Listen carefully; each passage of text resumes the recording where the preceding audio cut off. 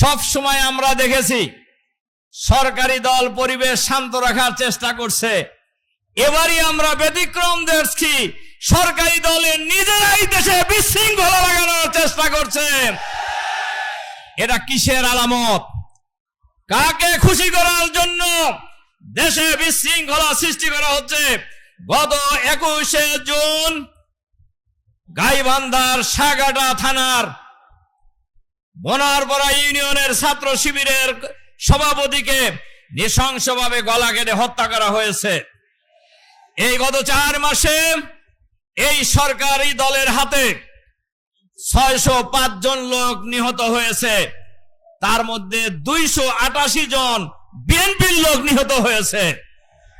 যে দলের কাছে, যে সরকারের কাছে নিজের দলের মানুষের জীবনের নিরাপত্তা নেই, সেই দলের কাছে, সেই সরকারের কাছে বাংলাদেশের জনগণের জান মাল ইজ্জত আবরুর নিরাপত্তা আশা করা যায় না।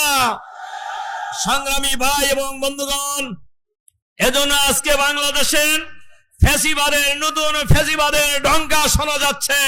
আমরা পরিষ্কার ভাবে বলতে চাই, বাংলাদেশের মানুষ জীবন দিয়ে, রক্ত দিয়ে ফ্যাসিবাদকে বিদায় করেছে, আবার রক্ত দেবে, জীবন দেবে।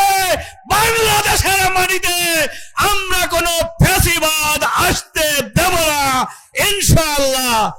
আমিরে জামাত বিরোধী দলীয় নেতা যে আহ্বান জানিয়েছেন, আগামী দিনে একটি সফল বিপ্লবের জন্য, সফল গণ অভ্যুত্থানের মধ্য দিয়ে বাংলাদেশের মানুষের আশা আকাঙ্ক্ষা বাস্তবায়নের জন্য ঢাকা ডাক্তার শফিকুর রহমানের নেতৃত্বে ঢাকা শহর অপেক্ষায় বাংলাদেশের মানুষ অপেক্ষা করছে।